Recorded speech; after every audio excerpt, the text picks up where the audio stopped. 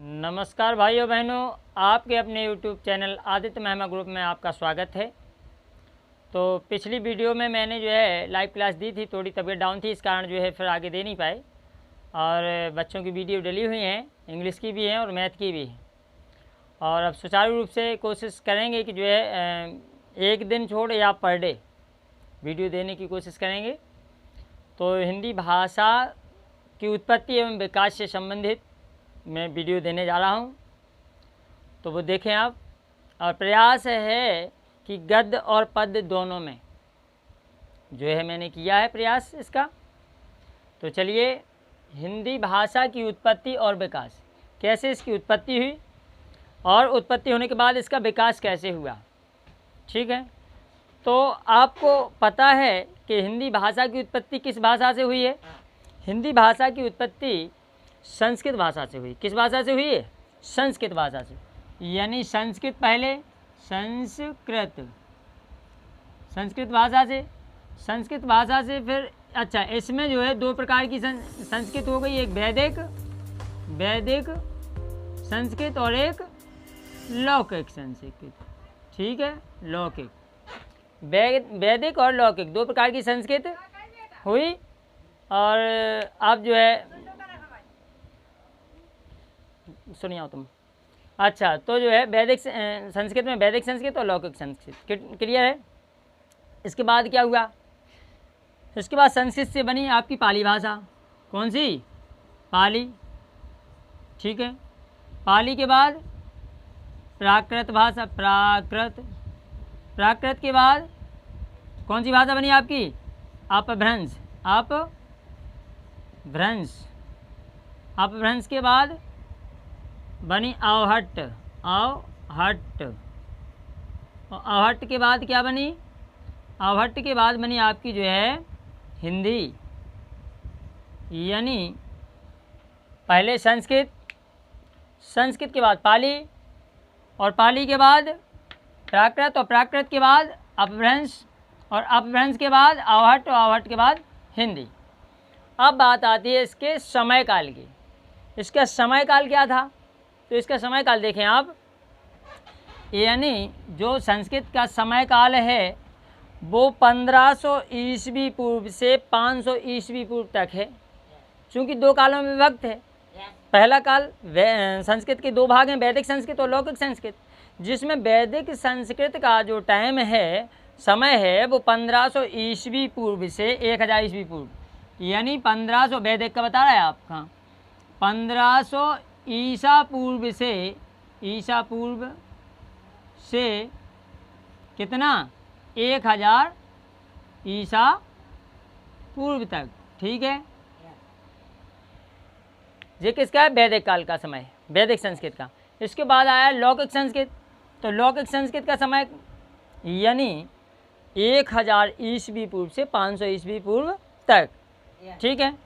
यानी 1000 ईसा पूर्व से 500 ईसा पूर्व तक, ठीक है। समझ में आ गया?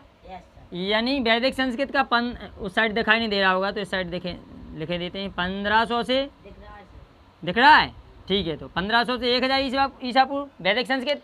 लौकिक संस्कृत 1000 ईसा पूर्व से 500 ईसा पूर्व। इसके बाद पाली, इसके बाद आई आपकी क्या? पाली भाषा। तो 500 ईस्वी यानी 500 ईसा पूर्व से कितनी? 101 ईस्वी सन तक। ये किसका समय है?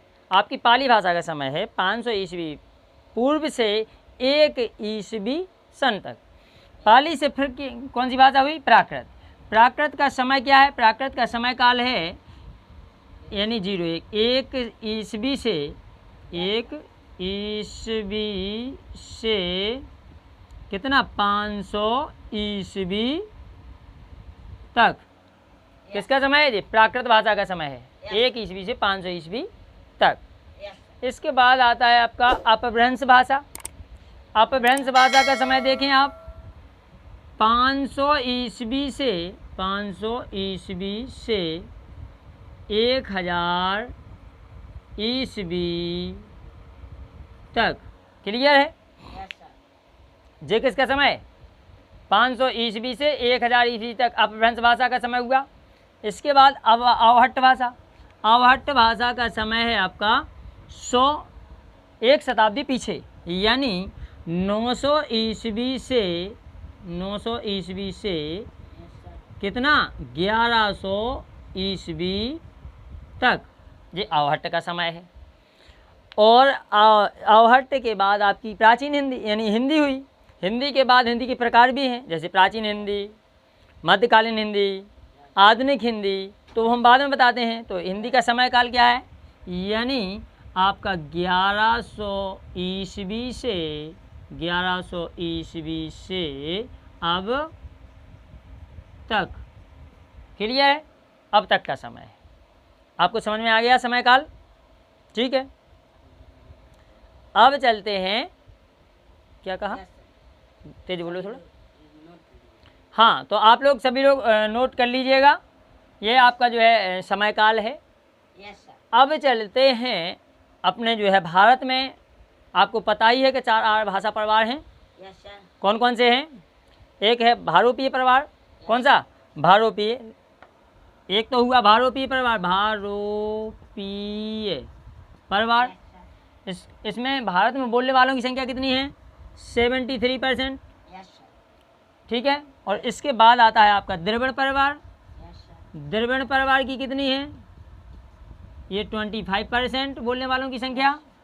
इसके बाद ऑस्ट्रिक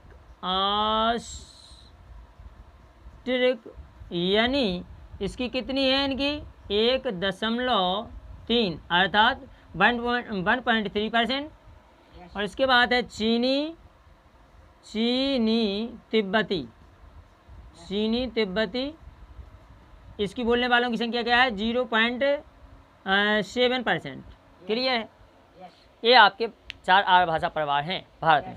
क्लियर? अब बात आती है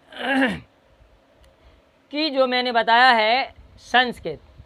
तो संस्कृत में 2 प्रकार हैं, वैदिक संस्कृत, लौकिक संस्कृत। वैदिक संस्कृत में क्या क्या रचनाएं रची हुई हैं, इसका वर्णन। तो वैदिक संस्कृत में देखो, आपको बताएं, जैसे कि वेद,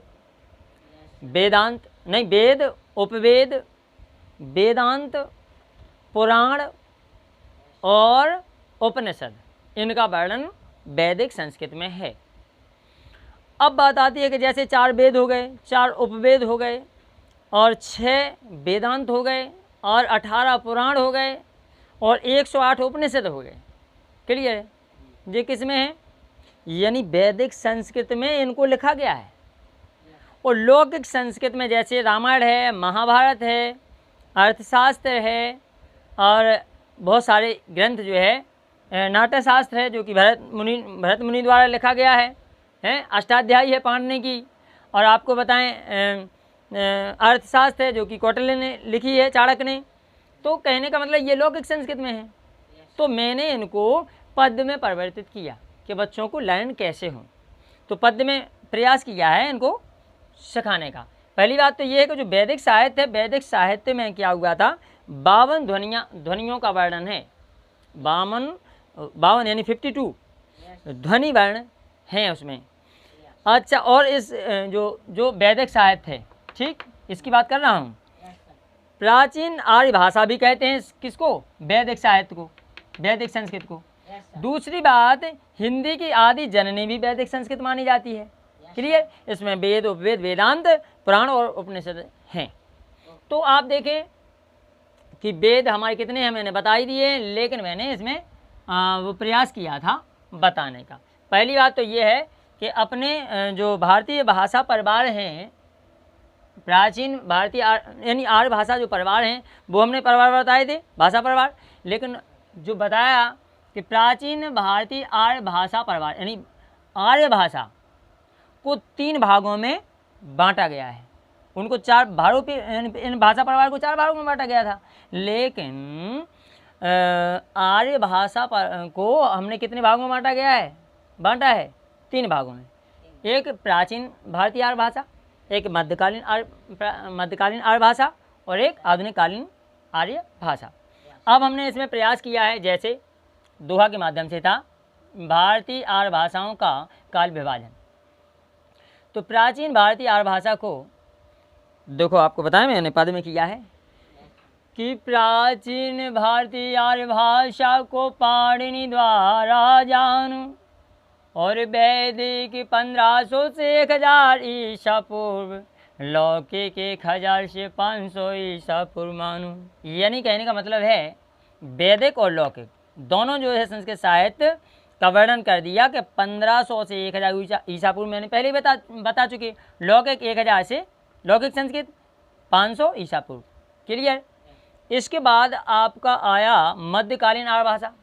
मध्यकालीन आर्य भाषा में आपकी वैदिक में मतलब यानी प्राचीन भारतीय आर्य भाषा में तो आ जाता है आपका वैदिक और लौकिक दोनों संस्कृत, लेकिन मध्यकालीन में क्या आता है? मध्यकालीन आर्य भाषा को कि मध्यकालीन आर्य भाषा को पाली प्राकृत अपभ्रंश जानो हो समय 500 ईसा पूर्व से 1000 ईस्वी सन्मान। यानी मध्यकालीन आर्य भाषा का समय है ये 500 ईसा पूर्व से 1000 ईस्वी सन। जबकि इसमें क्या क्या आ जाता है आपका? इसमें आ जाता है आपका, देखो पाली भी आ जाती है इसी समय में, प्राकृत भी आ जाती है, अपभ्रंश भी आ जाती है। यानी तीनों का समय है। बताया था मैंने यहाँ पाली का कितना है, बताया था ना। यानी संस्कृत का तो बताया था 1500 से 1000 ईसा पूर्व, और मतलब वैदिक का, लौकिक का 1000 से 500 ईसा पूर्व, और पाली का बताया था मैंने 500 ईसा पूर्व से 1 ईस्वी सन। तो पाली भी है, प्राकृत भी है। प्राकृत का 1 ईस्वी से 500 ईस्वी तक, अपभ्रंश का 500 ईस्वी से 1000 ईस्वी तक। तो पाली, प्राकृत, अपभ्रंश तीनों समाहित हैं। ये किस में आता है? मध्यकालीन आर्य भाषा पर, आर्य भाषा के तहत। क्लियर।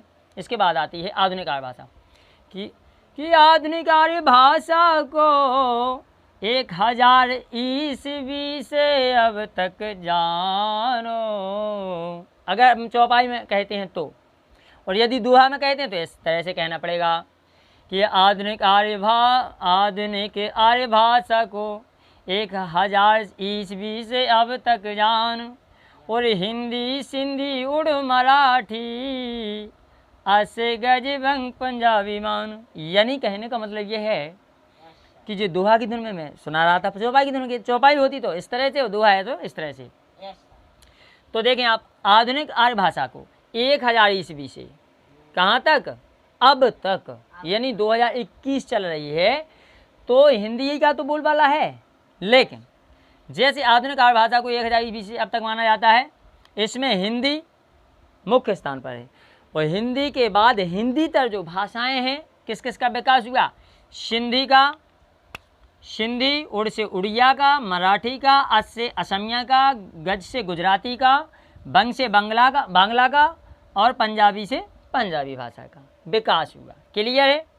इसके बाद देखें आप, हमने आपको बताया था कि वेद कितने होते हैं वैदिक संस्कृत में? 4। तो 4 वेद 4 उपवेद, तो इसको हमने प्रयास किया था। 4 वेद 4 उपवेद हैं, 6 वेदांत को जान, वो पुराण 18 जानिए, उपनिषद को 108 मान। क्लियर है। तो फिर मैंने इसका बताया कि जो है 4 वेद की 4 उपवेद हैं। तो देखो कैसे हैं, वो तो सीखने का यानी रिलेट कराने का आइडिया है, इसलिए मैंने लिखा है, नहीं तो मौखिक जो है लेक्चर दे देते।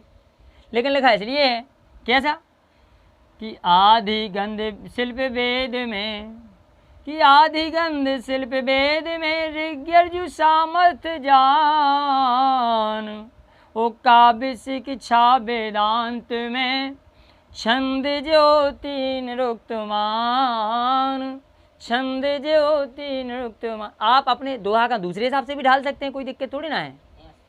समझ गए ना? सांच बराबर तप नहीं, झूठ बराबर पाप, इस धुन में ले सकते हैं, जैसे अपने छोटे में पढ़े कि आदि गंध शिल्प वेद में ऋग्यजु सामर्थ्य जान,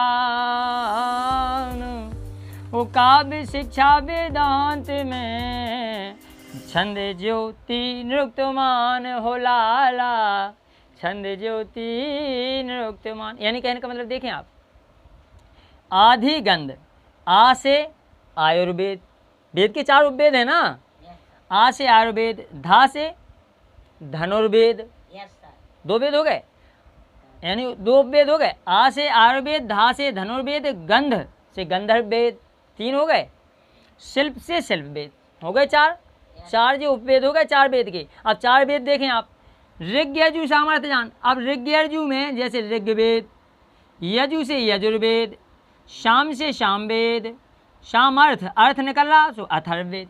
क्लियर है? तो 4 वेद के 4 उपवेद जैसे आयुर्वेद, धनुर्वेद, गंधर्ववेद और शिल्पवेद। इसी में समाहित है, ऐसी कोई दिक्कत नहीं है, वो तो सीखने का एक आइडिया है। अब देखें आप वेदांत की देखें आप, काव्य शिक्षा वेदांत में छंद ज्योति निरुक्तमान, यानी काव्य से कल्प, काव्य व्या से व्याकरण और शिक्षा से शिक्षा है 3 तो जो हो गए वेदांत। और छंद 4, ज्योति यानी ज्योति से क्या हुआ ज्योतिष, ठीक, और निरुक्त है तो आपका कितना 3 और 3 6 वेदांत हो गए। क्लियर है? आगे बढ़ते हैं। अब आती है वैदिक संस्कृत के बाद लौकिक संस्कृत। लौकिक संस्कृत में क्या है?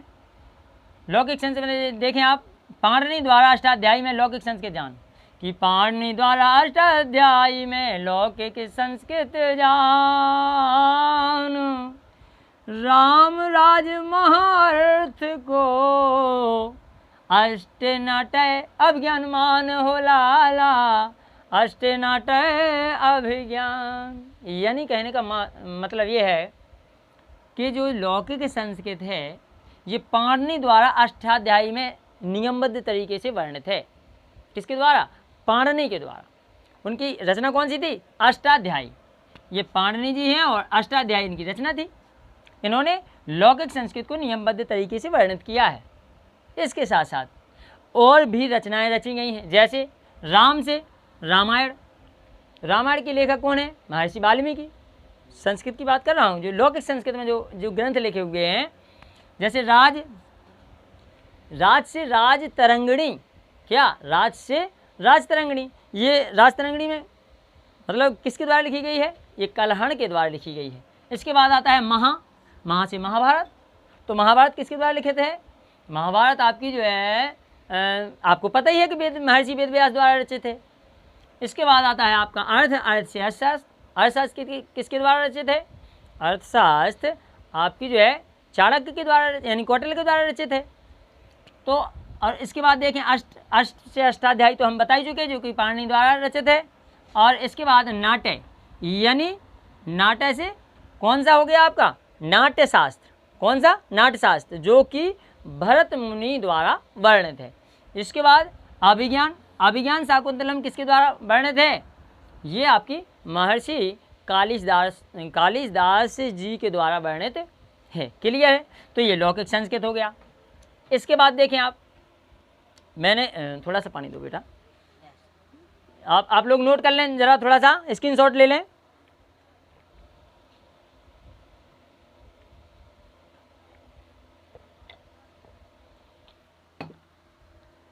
हाँ देखते हैं।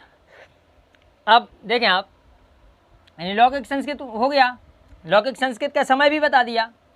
इसके बाद चलते हैं, ये लिखा ये मध्यकालीन प्राचीन भारतीय आर्य भाषा हो गई, मध्यकालीन आर्य भाषा हो गई। इसके बाद आधुनिककालीन आर्य भाषा हो गई। इसमें विकास किसका हुआ? हिंदी का। और हिंदी से हिंदी तरह भाषाएं जैसे कि सिंधी, उड़िया, मराठी, पंजाबी और गुजराती और असमिया, बांग्ला, इन भाषाओं का वर्णन है। इसके बाद चलते हैं आगे, यानी संस्कृत का वैदिक संस्कृत, फिर लौकिक संस्कृत। लौकिक संस्कृत के बाद आती है पाली। पाली भाषा में चलते हैं, क्या क्या हुआ पाली भाषा के तहत। जैसे पाली भाषा में आपको पता ही है कि पाली भाषा में भगवान बुद्ध ने यानी बौद्ध धर्म का विकास हुआ। किस भाषा में हुआ? पाली भाषा में हुआ। और पाली भाषा में भगवान यानी गौतम बुद्ध ने अपने उपदेश दिए, यानी ग्रंथ उनके पाली भाषा में लिखे हुए। ठीक है। इसके बाद पाली प्राकृत भाषा में आपका जैन धर्म वर्णित है। जैन धर्म में कौन से? महावीर स्वामी जी, यानी जो कि जैन धर्म के 24वें तीर्थकर थे, उन्होंने अपने मतलब उपदेश दिए। तो देखें आप, मैंने रिलेट किया है दोहा के माध्यम से कि बुद्ध पाली उपदेश जानिए, महावीर प्राकृत जान, बुध पाली उपदेश जानिए, महावीर प्राकृत जान। आओ हट के समय को 900 से 1100 ईस्वी मान हो लाला, 900 से 1100 ईस्वी मान। यानी मैंने बताया भी था, यानी तीन देखो, पाली भी हो गई, प्राकृत भी हो गई, आवट भी होगी, और आवट का समय भी इसी में निर्धारित कर दिया था। अब देखें आप, बुध पाली उपदेश जानिए, ये तो मैं बता ही चुका हूँ, महावीर का बता ही चुका हूँ कि प्राकृत भाषा। इसके साथ साथ पाली और संस्कृत शब्दों में अंतर क्या है, जैसे देखें आप, यानी जो संस्कृत के शब्द थे वो जब वो पाली भाषा में वही शब्द यूज किए गए तो उनका वर्णन कैसे आया। देखें आप, वर्णन जैसे संस्कृत व पाली भाषा के शब्दों में बदलाव कैसे हुआ कि ये भी दोहा के माध्यम से, अक्षर आर्य सत्य मोक्ष है। दूसरी तर्जुमे करते हैं कि अक्षर आर्य सत्य मोक्ष है, क्षेत्र मार्ग दुख चक्र, और अक्षर आर्य सच मोक्ष में, खेत मग दुख चक, खेत मग दुख चक। यानी कहने का मतलब अभी समझ में नहीं आया होगा। अक्षर को अक्षर बोला, क्या बोला, अक्षर को अक्षर, और आर्य को अर्य बोला पाली भाषा में, अर्य, और जबकि आर्य संस्कृत भाषा में है। सत्य संस्कृत भाषा में है, सत्य को क्या बोला, देखो इसमें देखो, अक्षर को अक्षर बोला, आर्य को अर्य बोला, सत्य को सच बोला, मोक्ष को मोक्ष बोला, और क्षेत्र को खेत बोला, क्या, खेत, और मार्ग को मग बोला, मग, दुख को दुख बोला, दुख, आधा कारा बीच में, दुख, और चक्र को चक बोला, चक। क्लियर है। यानी संस्कृत के और पाली भाषा के शब्दों में यही अंतर, डिफरेंस है। क्लियर है। अब चलते हैं आगे, यानी पाली, प्राकृत और अवहट। तो आपको पता होना चाहिए कि बौद्ध, जो मैंने बताया ना कि जो पाली भाषा में गौतम बुद्ध ने जो वर्णन किया है, उनमें बौद्ध धर्म के 3 पिटक हैं। कौन कौन से हैं बौद्ध धर्म में? ये है पाली, तो आप लोगों को पता है ना, आप लोग समझ रहे बात को। कौन कौन से हैं 3 पिटक? सुत्त पिटक, विनय पिटक और अभिधम्म पिटक। इन यानी ग्रंथों का वर्णन पाली भाषा में है। अच्छा, एक और है, आपको पता होना चाहिए कि दीपवंश व महावंश भी किस भाषा में वर्णित हैं? आपके पाली भाषा में वर्णित हैं। क्लियर है। अब चलते हैं प्राकृत भाषा में। मैंने ये बताया था प्राकृत में कि जो है महावीर 24वें तीर्थंकर महावीर स्वामी ने अपने उपदेश दिए। आपकी समझ में आ गया है। इसके बाद जो इसमें आता है यानी प्राकृत में, वो हेमचंद्र के अनुसार प्राकृत का जन्म संस्कृत से होता है। हेमचंद्र कह रहे इस बात को, हेमचंद्र जो विद्वान हैं उनके अनुसार प्राकृत भाषा का जन्म संस्कृत से हुआ, जबकि प्राकृत भाषा का हुआ है उपदेश मतलब पाली से। लेकिन अच्छा, हेमचंद्र को प्राकृत का पाणिनि भी कहा जाता है। किनको? हेमचंद्र को, खेमचंद्र नहीं, हेमचंद्र यानी हेमचंद्र को किसका? प्राकृत का क्या कहा जाता है? पाणिनि। हेमचंद्र को प्राकृत का पाणिनि कहा जाता है। क्लियर है। अब चलते हैं अपभ्रंश की ओर। अवट मैंने बता ही दिया, अवट में भी चलें। अब थोड़ा सा अवट भी देख लीजिए आप। पहले अपभ्रंश देखें कि अपभ्रंश प्रथम प्रयोग में वो पंतजलि को जान। अपभ्रंश प्रथम प्रयोग में पंतजलि को जान। ओ व्याकरणाचार्य हेमचंद्र हैं, वाल्मीकि स्वयंभू कविमान हो लाला, वाल्मीकि स्वयंभूमान। यानी अपभ्रंश का शब्द का प्रथम प्रयोग किसने किया था? महर्षि पतंजलि ने। किसने? पतंजलि ने। और व्याकरणाचार्य किसको मानते हैं? हेमचंद्र को। किसका? अपभ्रंश का। जबकि अभी हमने हेमचंद्र को किसका पढ़ने कहा है? प्राकृत का। लेकिन यदि हेमचंद्र को व्याकरणाचार्य कहें तो किसका मानते हैं? अपभ्रंश का व्याकरणाचार्य। क्लियर है? और अपभ्रंश का वाल्मीकि किसे मानते हैं? रामायण का वाल्मीकि नहीं, अपभ्रंश का वाल्मीकि। तो किसे मानते हैं? वो स्वयंभू कवि को मानते हैं। क्लियर है? अब चलते हैं आगे। अवहट्ट का दूसरा नाम, जैसे अवहट्ट अपभ्रष्ट का विकृत रूप जानो, ये चौपाई में है कि अवहट्ट अपभ्रष्ट का विकृत रूप जानो, ओ अपभ्रंश का अपभ्रंश या परवर्ती अपभ्रंश मानो। यानी अवहट्ट क्या है? अवहट्ट अपभ्रंश का अपभ्रंश, अर्थात अपभ्रष्ट का विकृत रूप है अवहट्ट। ठीक, यानी अपभ्रंश का अपभ्रंश, ठीक, या परवर्ती अपभ्रंश का परवर्ती, इसे कहते हैं अवहट्ट। क्लियर है? दूसरा है अवहट्ट का कि अवहट्ट प्रथम प्रयोग विद्यापति को जान, कि अवहट्ट प्रथम प्रयोग विद्यापति को जान, और मैथिल कोकिल जानिए प्रथम गीतकार मान। यानी अवहट्ट का प्रथम प्रयोग, अवहट्ट का प्रथम प्रयोग किसको बताया? अबे तो बताया था मैंने। अब अपभ्रंश का प्रथम प्रयोग पतंजलि को, लेकिन अवहट्ट का प्रथम प्रयोग माने। अवहट्ट का प्रथम प्रयोग किसको? विद्यापति को। यानी अवहट्ट शब्द का प्रथम प्रयोग किसने किया? विद्यापति ने किया। दूसरी बात, इस विद्यापति जो कवि विद्वान थे, इनको मैथिल कोकिल कहा जाता है। कि अवहट्ट प्रथम प्रयोग विद्यापति को जान, और मैथिल कोकिल जानिए प्रथम गीतकार, और इनको गीतकार भी माना जाता। क्लियर है? तो सभी इसी में वर्णित है भैया। कहीं किताब कॉपी देखने की जरूरत नहीं है, इसको देख लें, आप पढ़ लें, सुन लें, समझ लो कि जो है हिंदी की उत्पत्ति याद हो गई आपको। क्लियर? अवहट्ट अपभ्रंश में मैंने ये बता ही दिया। अपभ्रंश में थोड़ा सा और बता देते हैं। जैसे अपभ्रंश भेद में शौर सेनी, कि अपभ्रंश भेद में शौर सेनी अर्ध मागधी जानू, और मागधी खसब्रा चढ़ भी महाराष्ट्री मान। यानी अपभ्रंश के भेद हैं, कौन कौन है? शौर सेनी, अर्ध मागधी, मागधी, खस, ब्राचड़ और महाराष्ट्री। ये आपके अपभ्रंश के भेद हैं। और जबकि शौर सेनी अपभ्रंश से हिंदी का निर्माण हुआ। शौर अपनी जो है हिंदी मानी जाती है, तो शौर सेनी अपभ्रंश के तहत है। ठीक है? अब बात आती है, और जबकि इसमें मैंने बता ही दिया है कि अपभ्रंश के बाद अवहट्ट, अवहट्ट के बाद हिंदी। यानी अपभ्रंश का अपभ्रंश किसको कहते हैं? अपभ्रंश का अपभ्रंश अवहट्ट को, और अवहट्ट से हिंदी का निर्माण हुआ। ठीक, अब चलते हैं अपन यानी हिंदी की ओर। ठीक, तो प्राचीन, अच्छा हिंदी हुई, हिंदी की उत्पत्ति यानी टाइम 1100 ईस्वी से अब तक हिंदी का समय काल चल रहा है।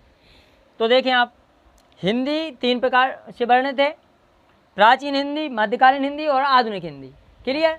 तो मैंने इसमें वर्णित किया था कि प्राचीन हिंदी 1100 से 1400 ईस्वी, कि प्राचीन हिंदी 1100 से 1400 ईस्वी जानेंगे, मध्यकालीन 1400 से 1850 ईस्वी जानो, और आधुनिक हिंदी 1850 से समय को अब तक मान। यानी हिंदी तो आपको पता ही है कि 1100 ईस्वी से अब तक है। तो हिंदी के 3 प्रकार हैं। एक प्राचीन हिंदी, तो इसका समय है 1100 से 1400 ईस्वी तक। अभी ईस्वी चल रहा है, ईस्वी पूर्व नहीं है।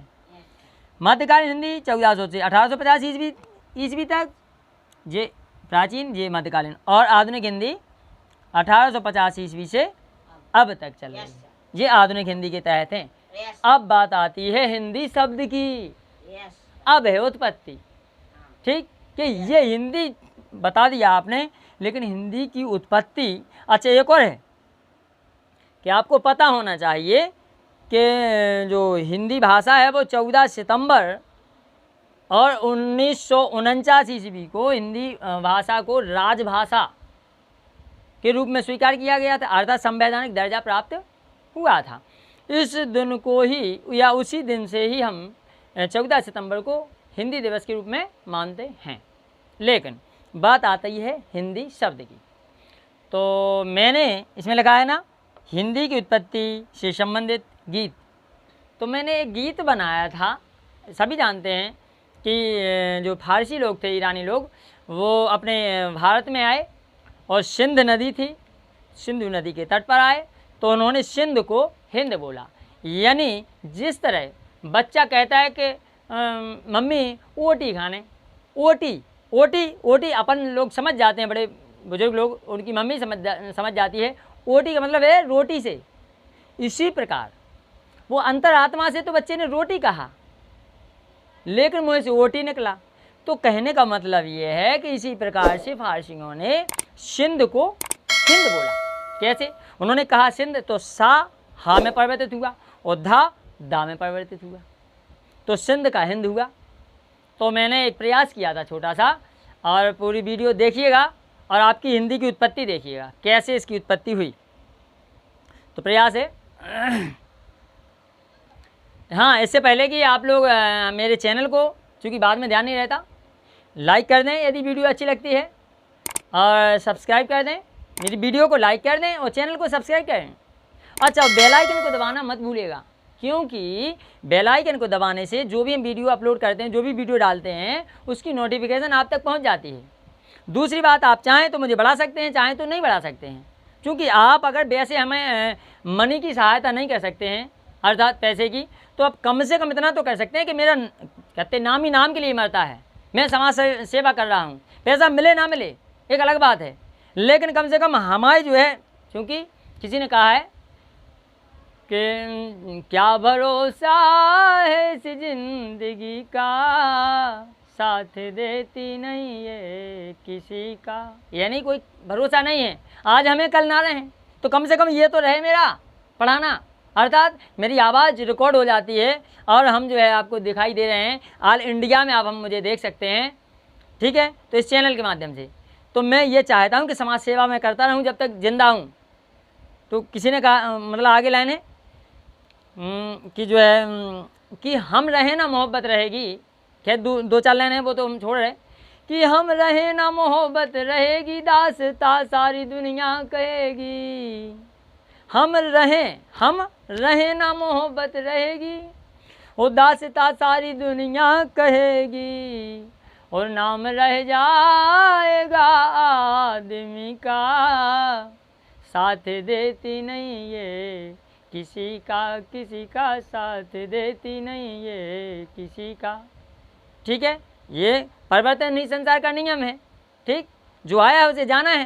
कि कहते कबीरा जब हम पैदा हुए जग हंसा हम रोए, ऐसी करनी कर चले कि हम हंसे जग रोए। अर्थात कहने का मतलब अपने जीवन काल में वो काम करना चाहिए कि अपने लिए, कबीरा जब हम पैदा हुए जग हंसा हम रोए, यानी जिसके घर में बच्चा जन्म लेता है तो सभी लोग हंसते हैं, गोला बंदूकें घालते हैं, बारूद घालते हैं, सभी लोग खुशियाँ मनाते हैं, जबकि वो बच्चा रोता है, कहाँ है हम कहाँ आ गए। तो कबीरा जब हम पैदा हुए जग हंसा हम रोए, यानी सब लोग हंसे, वो बच्चा रो रहा है, और ऐसी करनी कर चले कि हम हंसे जग रोए। अर्थात अपने जीवन काल में वो काम करना चाहिए कि अगर हम, जो इंसान मरता है, मरने के बाद उसके लिए इंसान दो आंसू बहा सके, अरे बहुत अच्छा व्यक्ति था वो, ठीक, दुख प्रकट कर सके। तो इसी के साथ मेरा यही कहना है कि आप लोग मेरे चैनल को सब्सक्राइब करें, लाइक करें, और ज़्यादा से ज़्यादा लाइक करें, ज़्यादा से ज़्यादा सब्सक्राइब करें, ग्रुप में भेजें। और आगे देखिएगा मैंने कैसे हिंदी की उत्पत्ति की, तो देखें कहना है कि हिंदी की आदि जननी माँ संस्कृत भली। कैसे? यानी जो आपने वो गीत सुना था, क्या देशराज पटेल जी के माध्यम से सुना था, वो किसान की लली खेत खलिहान को चली, ये सुना था ना। तो अपना कहना है कि एक किसान की लड़की और जो है हार को चलती है और हरिया भंगाने के लिए जाती है। तो एक लाइन है, तर्ज है, अभी मैं तर्ज बता रहा हूँ कि लेके टिपरिया हारे हरिया मारने चली, कि लेके टिपरिया हारे हरिया मारने चली, और वो किसान की लली खेत खलिहान को चली, वो किसान की लली हो खेत खलिहान को चली। ये तो हो गई आपकी तर्ज। अब हिंदी की उत्पत्ति सुने आप इसी गीत के माध्यम से। क्या हिंदी की उत्पत्ति? कि हिंदी की आदि जननी माँ संस्कृत भली, और हिंदी की आदि जननी माँ संस्कृत भली, और हिंदुस्तान में चली हो राष्ट्रभाषा भली, हिंदुस्तान में चली हो राष्ट्रभाषा भली। इसके बाद है क्या है कि अब इसका अंतरा देखें आप, कि संस्कृत से पाली, पाली से प्राकृत, प्राकृत से अपभ्रंश जानो, कि संस्कृत से पाली, पाली से प्राकृत, प्राकृत से अपभ्रंश जानो, और अपभ्रंश से आवहट, आवहट से प्राचीन हिंदी इसको मानो। हाँ, अपभ्रंश से आवहट, आवहट से प्राचीन हिंदी इसको मानो। अब देखें आप, पूरे हो गया। और हिंदी विकास में सिंधु, हिंदू हिंदी भी भली। भाई उन्होंने सिंधु को सिंधु कहा, और सिंधु अंतरात्मा से कहा तो सा का हा में वर्णन हुआ, उच्चारण हुआ, और धा का यानी सिंधु को, यानी जो आपको बताया है सिंधु, सिंधु, सिंधु को उन्होंने हिंदू कहा, हिंदू, ठीक। फिर इसके बाद हिंदू से हिंद भी बना, हिंद भी, तो क्या है कि हिंदी विकास में सिंधु, हिंदू हिंद भी भली, और हिंदी विकास में सिंधु, हिंदू हिंद भी भली, और हिंदुस्तान में चली हो राष्ट्रभाषा भली, हिंदुस्तान में चली हो राष्ट्रभाषा भली। तेज बोलो थोड़ा। हाँ, ऐसा मतलब यही है कि यूट्यूब पे पहली बार है कि जो कि आपको पद में पढ़ाया जा रहा है हिंदी विकास की उत्पत्ति, हिंदी की उत्पत्ति तथा विकास। इसी प्रकार आप लाइक शेयर करते जाएं। आगे क्या है लाइन, आगे लाइन है इसकी, आगे लाइन में बता रहा हूँ। अब जो है हिंदी विकास में सिंधु, हिंदू हिंदी भी भली, हिंदी भी भली, हिंदी भी शब्द आ गया, हिंदी भी भली, और हिंदुस्तान में चली राष्ट्रभाषा भली। अब देखें आप आगे अंतरा, कि हिंदी शब्द का पहला प्रयोग कवि ओफी को जानो। कौन? फारसी कवि ओफी।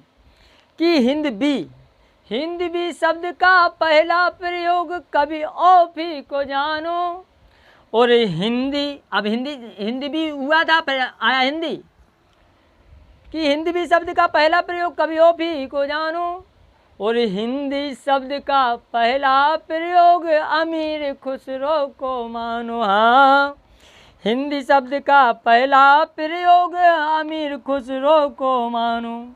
और आगे, और हिंदी सिंधी शब्द का रूपांतर भली। हिंदी कहाँ से? कि हिंदी सिंधी शब्द का रूपांतर भली, और हिंदुस्तान में चली हो राष्ट्रभाषा भली, हिंदुस्तान में चली हो राष्ट्रभाषा भली। आगे क्या कहना है? अब क्या हुआ? हिंदी शब्द, हिंदी भी से हिंदी हुआ। इसके बाद देखें आप कि हिंदी शब्द, इसके बाद हिंदी, आगे देखें आप हिंदी जो शब्द है ये किस भाषा का शब्द है ये भी देखें। कि हिंदी शब्द हिंदी का नहीं है, फारसी भाषा जानो। हिंदी शब्द हिंदी का नहीं है, कि हिंदी शब्द हिंदी का नहीं है, फारसी भाषा जानो, और भाषा परिवार के आधार से हिंदी बहुरूपीय मानो। हाँ, भाषा परिवार के आधार से हिंदी बहुरूपीय मानो। और हिंदी, अब हिंदी बहुरूपीय परिवार से है, और हिंदी प्रकार में प्राचीन, मध्यकालीन और आधुनिक कालीन, तीनों काल हैं। कि यानी ये हिंदी, कि हिंदी समझ रहे आप, कि हिंदी प्रकार में प्राचीन, मध्य, आधुनिक हिंदी भली, कि हिंदी प्रकार में प्राचीन, मध्य, आधुनिक हिंदी भली, और हिंदुस्तान में चली हो राष्ट्रभाषा भली, हिंदुस्तान में चली हो राष्ट्रभाषा भली। अच्छा, आधुनिक हिंदी के जो जनक कहे जाते हैं वो भारतेंदु हरिश्चंद्र जी को कहा जाता है। आगे लाइनें, एक अंतरा और रह गया है मात्र। अब हिंदी को राजभाषा का दर्जा मिला, 14 सितंबर को मिला, सन 1949 ईस्वी को मिला।